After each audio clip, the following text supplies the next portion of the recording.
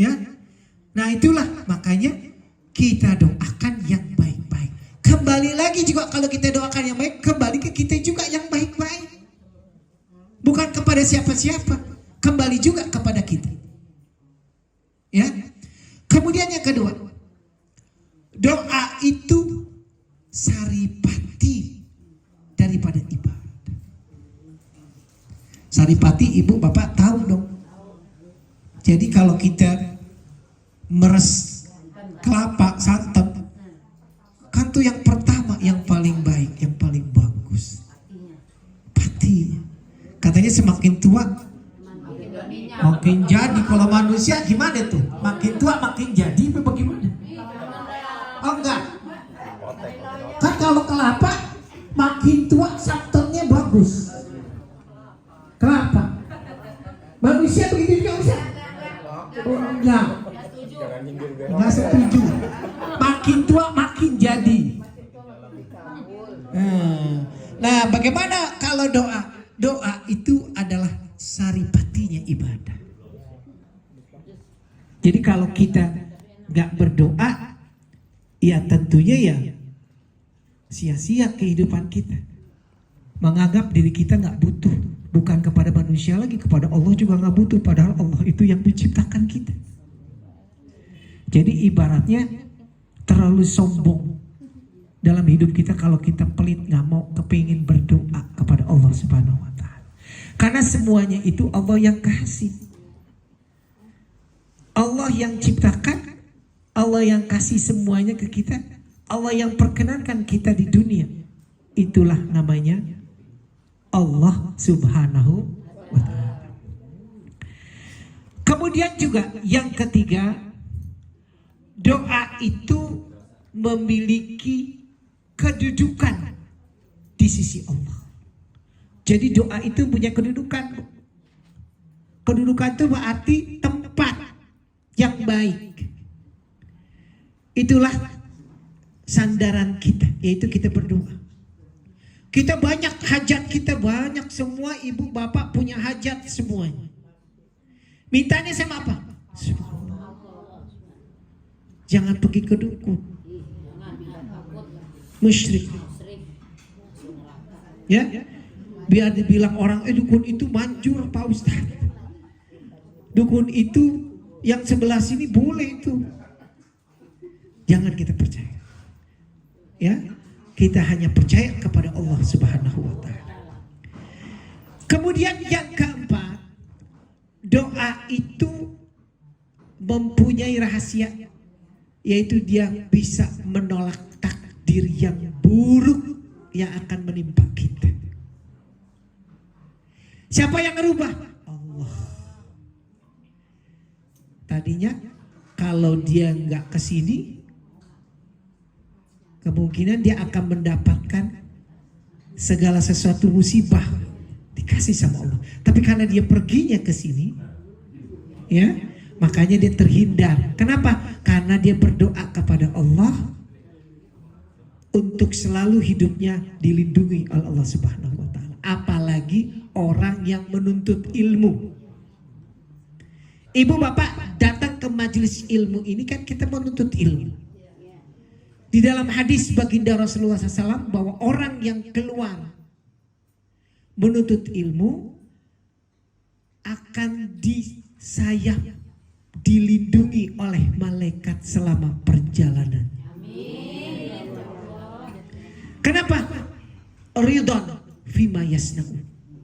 Allah itu redho terhadap apa yang dia kerjakan. Berarti kita nggak khawatir dong Pak Ustaz. Nah, yang takdirnya buruk tadi dirubah sama Allah menjadi kebaikan buat kita. Karena yang punya takdir itu adalah Allah, bukan kita. Karena manusia itu di Islam tidak mengenal karma. Di Islam tuh nggak ada karma. Yang ada adalah segala sesuatu yang kita kerjakan akan dibalas dengan kebaikan dan kembali kita kepada kita kebaikan juga. Begitu juga sebaliknya. Apabila kita kerjakan kejahatan, apakah itu menyakiti orang menzolimi orang akan berbalik kepada kita. Itu yang ada. Tabur tuai. Siapa yang nabur kebaikan akan menuai kebaikan buat diri kita. Siapa yang nabur kejahatan balik lagi buat diri kita. Berbalik buat diri kita. Jadi ibu bapak, di Islam tidak ada yang namanya karma. Ya, jadi jelas yang ada kan di dalam Al-Quranul Karim, wa may ya'mal mithqala dzarratin, dan begitu juga sebaliknya. Jadi ibu bapak kudu pasang niat kita, saya harus mengerjakan hal-hal yang baik buat diri saya. Itu kita pasang niat. Jangan kita nggak pasang niat. Akhirnya apa? Khawatir nanti akhirnya kita berbalik buat kita. Kalau kita kejahatan, balik ke kita juga. Ya. Kemudian Bapak Ibu sekalian, yang kelima, doa itu membawa manfaat bagi orang yang memohonkannya. Jadi kan minta berdoa tentunya manfaat buat kita semua. Buat dirinya terutama. Dia mendoakan buat pasangannya, Dia mendoakan buat orang tuanya, buat orang tuanya. Dia mendoakan buat anaknya, mendoakan permohonan buat anaknya. Itu semua adanya permohonan. Baiknya itu bagi orang yang berdoa.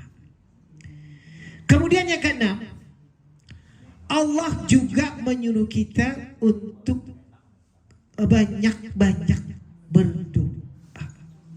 Jadi kalau berdoa itu jangan sedikit-sedikit. Sekalian aja. Makanya ada doa yang sapu jagat. Rabbana atina fid dunya hasanah wa fil akhirati hasanah wa qina adzabannar. Kalau doa itu berarti semuanya hasanah baik. Ya. Minta kebaikan dunia, kebaikan akhirat. Nah itulah kuncinya, adalah kita harus berdoa kepada Allah sebanyak-banyaknya. Apalagi tempatnya mustajab Pak Ustaz. Tadi waktunya ada tempat-tempat mustajab, misalnya tempatnya di Mekah dan Madinah. Di Madinah tempat mustajab misalnya adalah di Raudhah. Ya kan? Itu adalah taman dari taman surganya Allah Subhanahu wa taala. Kalau yang belum ketemu Raudhah, insya Allah bisa kalau kita berangkat ke tanah suci. Insya Allah. Jadi tapi jangan kecil hati. Ustaz saya berdoa tapi nggak di Raudhah. Ya Allah yang menentuin semua, cuma kalau di Raudhah itu semakin cepat kita berdoa, semakin cepat untuk dikabulin. Karena tempatnya adalah istimewa. Itu satu. Kemudian di Mekah, di Masjidil Haram, tempat yang mustajab, yang paling pertama adalah multazam. Multazam itu adalah ma bainal babul Ka'bah wa hajarul aswad wa huwa multazam. Itu tempat paling mustajab. Kemudian yang kedua, tempat mana yang paling mustajab? Hijir Ismail. Jadi ibu bapak kalau yang sudah sampai ke tanah suci, itu ada Ka'bah setengah lingkaran. Itu mereka pada berdoa. Cuma semenjak Covid kadang buka tutup. Kalau zaman dulu ngablak. Boleh sholat kapan, anytime. Kita bisa masuk ke dalam. Sekarang mau tengah malam kadang ditutup. Tengah hari bolong ditutup juga. Pagi hari ditutup kadang-kadang. Jadi nggak bisa kita memastikan waktunya. Karena tempatnya itu terbatas. Nah itu dua tempat yang istimewa. Multazam dan Raudhah serta Hijir Ismail. Itu yang paling populer. Ya. Kemudian kapan lagi yang paling mustajab tempatnya? Padang Arafah. Pada saat wukuf di Padang Arafah, dimulai kapan Pak Ustadz wukuf Padang Arafah? Tergelincirnya matahari. Pas jam 12 azan.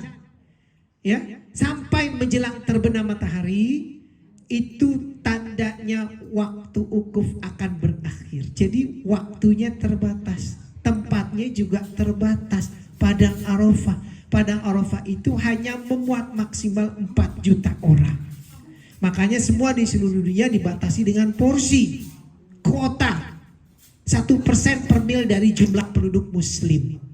Kita penduduk muslimnya di Indonesia 240 juta, berarti 240.000 orang yang bisa berangkat ke Tanah Suci Mekah untuk melaksanakan wukuf di Padang Arafah. Karena waktunya itu terbatas dan datangnya cuma setahun sekali, maka itu sangat diharap-harap oleh semua orang. Karena dia menjadi tetamunya Allah. Kalau orang pergi haji beda dengan umroh. Ya, kalau umroh nggak ada Arafah, tapi kalau haji ada. Makanya setahun sekali itulah yang dipanjatkan doa, karena tidak akan ditolak doa-doa kita kepada Allah pada saat Yaumil Arafah. Ya, kita sampaikan labbaik Allahumma labbaik labbaik la syarika laka labbaik innal hamda wan ni'mata laka wal mulk la syarika lak. Nah, itulah tempat kita untuk bermunajat. Rukunnya cuma sekali, wajibnya bagi setiap muslim. Yang kedua, hitungannya sunnah. Ya, bagaimana Pak Ustadz kalau belum? Harus berusaha, apalagi sudah mampu golongannya. Beda kalau yang nggak mampu. Allah nggak membebani orang yang nggak mampu. Kalau yang udah mampu, jatuh kewajiban. Kalau dia tidak melaksanakan, berdosa besar. Karena udah masuk golongan wajib. Cuma haji perkaranya rada susah. Zaman dulu masih bentar, waktu zaman saya pertama kali, bulan Juni daftar, bulan Juli jalan. Sebulan doang. Tahun 1992. Ya. Nah, itu bayarnya cuma 5.500.000. Murah banget. Ya enggak? Nah, itu cepat, gak pakai nunggu-nunggu, langsung berangkat. Nah, kalau sekarang 105 juta. Dulu 5.500.000, sekarang 105 juta. Nunggunya 28 tahun. Jadi kalau kita 50 tambah 28, 78 Ustaz. Hidup apa enggak? Wallahu a'lam. Wassalam. Tapi niatnya udah dicatat Ustaz. Dicatat. Ya. Dicatat sama Allah bahwa niatnya sudah. Tapi pahalanya belum dapat. Ya. Karena belum ada pelaksanaannya. Baru hanya niat. Tapi kalau niat doang tapi belum nyetor, belum dicatat.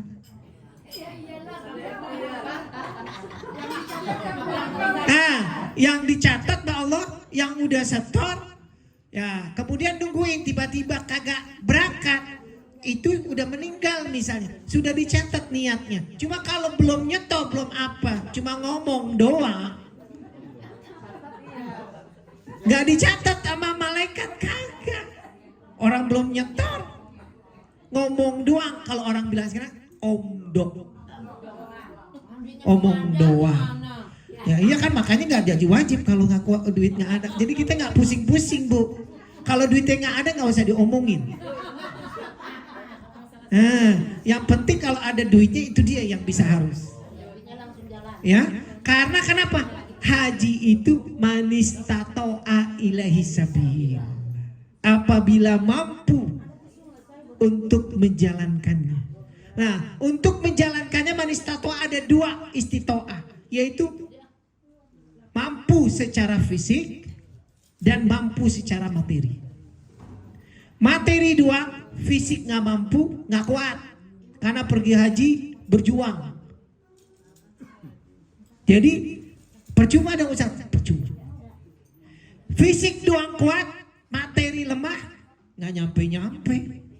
Emang pesawat punya kita, kudu bayar. Ya, nah itulah yang paling harus kita kejar, yaitu yang paling utama adalah wukuf di padang Arafah. Kita berdoa pada Allah, ya. Insya Allah ya, mudah-mudahan semuanya yang belum berkesempatan bisa pergi. Ya, boleh, Pak Ustadz juga boleh, ya. Bismillah, tawakal, serahin sama Allah.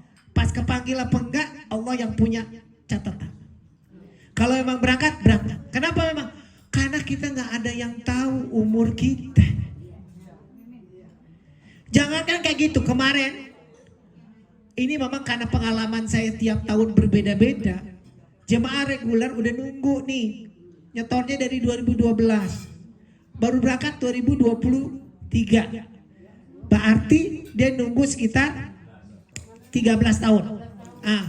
Tetapi dilalahnya pada saat mau berangkat sakit, gak bisa jalan, gak bisa apa. Sampai akhirnya menjelang di asrama dikabarin bahwa harus masuk ke asrama haji, meninggal dunia. Tuh, udah tinggal berangkat, kursinya kosong di pesawat. Jadi nggak bisa. Nggak bisa mendadak digantikan. Karena kita namanya kita mau masuk ke negara orang, harus persiapan dokumennya, nggak main-main, visanya gitu. Nggak kayak kita mau ke Bandung naik Bali jalan darat, nggak lama dia kagak ada, tinggal tarik kursi kosong, duduk aja, karena nggak ada pemeriksaan apa-apa. Kalau ini kan kita lintas negara, bukan negara kita, main ganti-ganti aja. Ya, nah itu penting kita pahami. Berarti semua itu panggilan dari Allah Subhanahu Wa Taala. Dia belum bisa berangkat. Kemudian Ibu Bapak sekalian, selanjutnya yang ketujuh, doa itu mempunyai kekuatan yang ampuh, khususnya bagi orang yang beriman. Jadi misalnya kita kepengen Jakarta hujan kek, jangan ngomong kita Jakarta hujan. Bagaimana Ustaz kita mendatangkan hujan? Bukan datangin pawang, musyrik. Tapi kita sholat istisqa, sholat minta hujan. Dan Allah yang akan tentukan akan turun hujan jika kita permohonkan untuk itu. Ya, itu yang paling penting. Jadi ada 7 rahasia doa. Makanya kita jangan segen-segen deh kita berdoa. Ya, saya jadi aus juga.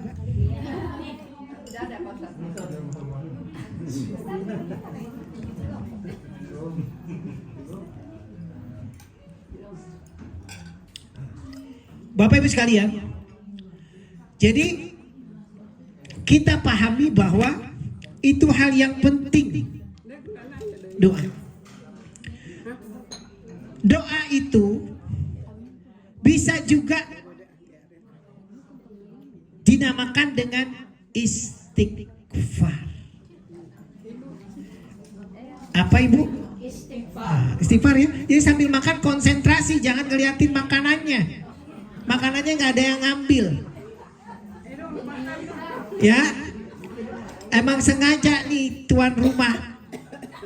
Istri saya tuh orangnya doyan untuk menyajikan yang luar biasa. Silakan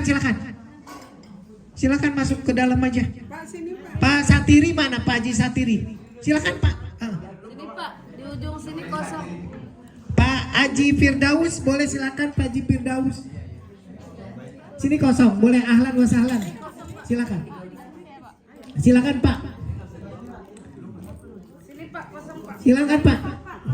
Sini nih. Jadi Pak Haji dah dari segala.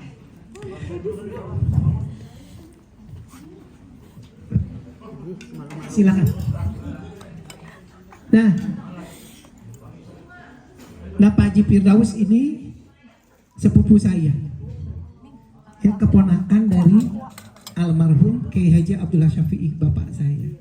Ya, beliau mantan komisioner OJK periode pertama sama Mulia Manhada. Nah, ini bapak ini, ya. Bapak Ibu sekalian, jadi doa juga itu permohonan dari istighfar, di dalamnya juga adalah istighfar. Istighfar apa? Istighfar adalah bacaan doa kepada Allah untuk menghapus segala dosa-dosa yang kita kerjakan selama hidup kita.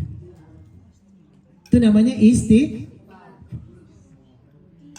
Astaghfirullahaladzim alladzi la ilaha illa wal hayyul qayyum wa atubu ilaihi. Astaghfirullahaladzim alladzi la ilaha illa wal hayyul qayyum. Itu adalah doa permohonan kita untuk minta ampun. Ya. Nah, kenapa kita harus minta ampun kepada Allah? Karena hidup kita gak ada yang lepas dari dosa. Baginda Rasulullah yang dikatakan al-maksum, yang bebas dari dosa aja, dia terus memanjatkan istighfar kepada Allah. Apalagi kita yang berlumuran dosa. Jadi kita perbanyak astagfirullahaladzim. Ya. Nah, itu adalah doa untuk permohonan ampunan dari Allah Subhanahu wa taala. Itu namanya istighfar. Kemudian apa sih rahasia dari istighfar? Yang pertama adalah mendatangkan ampunan dari Allah. Jadi istighfar itu mendatangkan ampunan dari Allah. Karena dosa berlumuran manusia itu hanya bisa hilang kalau kita istighfar. Jadi bukannya kita serta merta hidup manusia berlumuran dosa gak ngucapin istighfar akan diampuni Allah, gak bakalan kalau gak ada kita kepinginan istighfar. Permohonan dulu kita kepada Allah. Itu rahasianya. Kemudian yang kedua, rahasia istighfar adalah mengatasi kesulitan. Sulit, ya, dan terbukanya pintu rezeki. Jadi kalau kita kepengen lancar rezekinya, istighfar jangan berhenti-berhenti. Itu rahasia istighfar. Kan kadang-kadang manusia rezeki Allah yang nentuin. Kalau bukan rezeki gak bakalan kita dapetin. Bagaimana Pak Ustadz untuk melancarkan? Banyak istighfar. Supaya kita bisa jadi beda hidup kita. Rezeki kita lancar. Mau kemana-mana aja cukup. Ya, mau umrah Ustadz? Cukup. Ya enggak? Mau ziarah Ustaz? Cukup. Mau ngaji Ustaz? Cukup. Ya. Jadi itu adalah kuncinya istighfar kalau kita kepingin dilancarkan rezeki kita. Kalau kita sulit, kudu harus istighfar banyak-banyak. Ya. Paling baik di